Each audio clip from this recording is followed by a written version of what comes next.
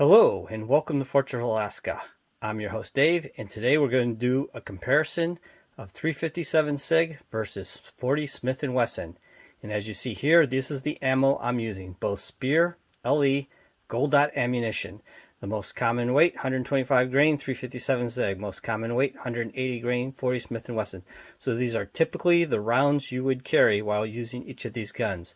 So you can be the judge seeing me shoot if there's a recoil difference, or if you think there's any other differences in blasts, percussion, anything else that might help you decide which one you want to use. Okay, we're testing the 40 Smith & Wesson versus the 357 SIG.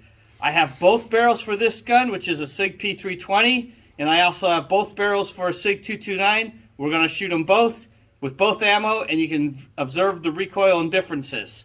So here we go, starting with the P320 and 40 Smith & Wesson.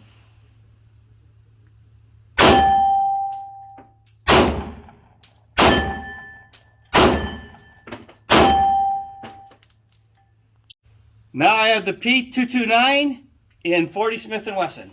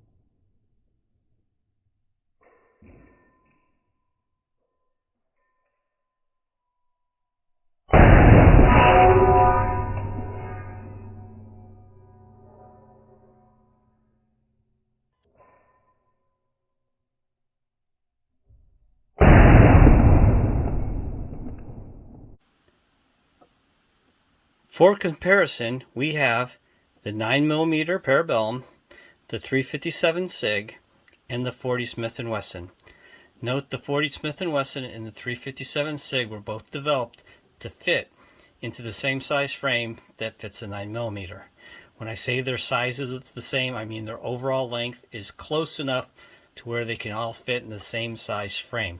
The 357 SIG really is going for 357 Magnum Ballistics with a 125 grain bullet. So they're trying to get very close to that. They almost reached that, but not quite. It makes an excellent round. The 40 Smith & Wesson is just a neutered 10mm and shortened to fit into the grip frame of a 9mm sized handgun. They're all excellent cartridges, but remember, not everyone lives in the same area or faces the same troubles. I am more likely to have trouble with a moose or a bear than I am with a person.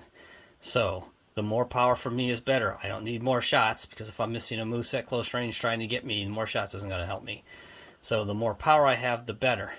Now when I'm in the wilderness, yes, I will carry a 44 Magnum, but around town, and yes, there are bears around town. I have bears around my house. I have bears that walk by my office. I have bears on the street as I drive to work. So the issue being is around town, I carry one of these three depending on the time of year. But the 357 SIG is my favorite.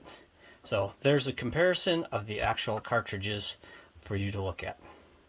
So I have switched to the 357 SIG barrels. I have checked, I have double checked, and I triple checked. So now I have 357 SIG ammo in the gun with 357 SIG barrel. I have the SIG P320 first, followed by the SIG 229. So here we go.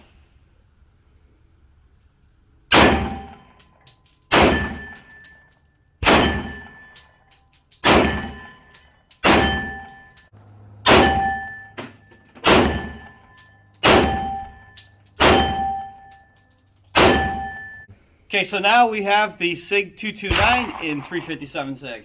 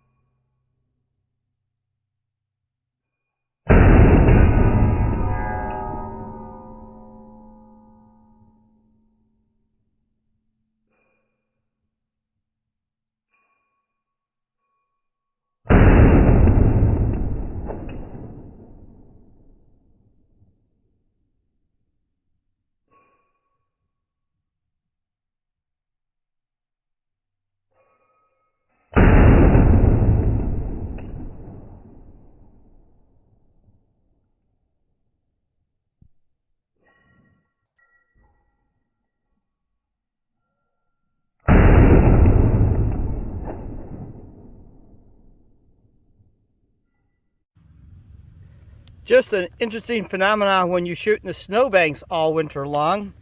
As the snow melts, you find lots and lots of fired rounds that are basically undamaged as they go through the snow.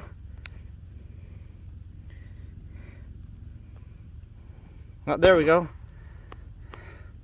So if you look at this thing's basically undamaged, just the rifle scoring.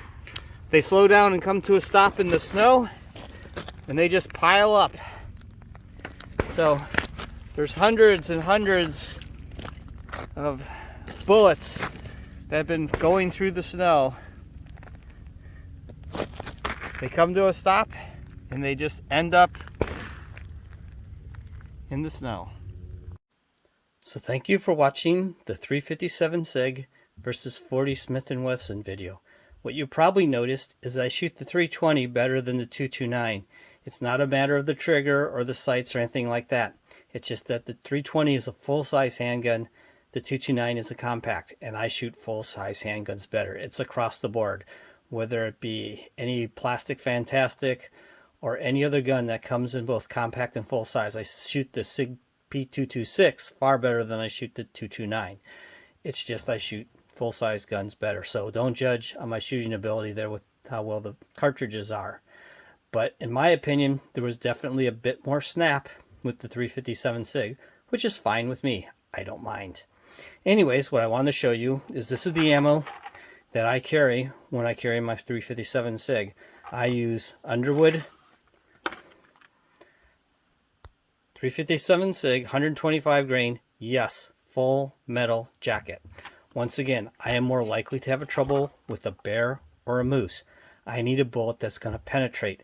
I don't need one that's going to open up and expand and stop 10 inches into a moose or a bear. They have a much tougher hide and muscle structure than a human. Odds are they won't get that deep in them. So I need penetration.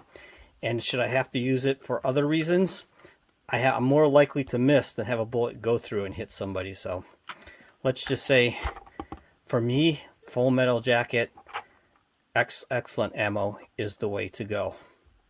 So once again, please like, subscribe, leave comments, ask questions, judge me, I don't care. Anyways, have a good day and get out shooting.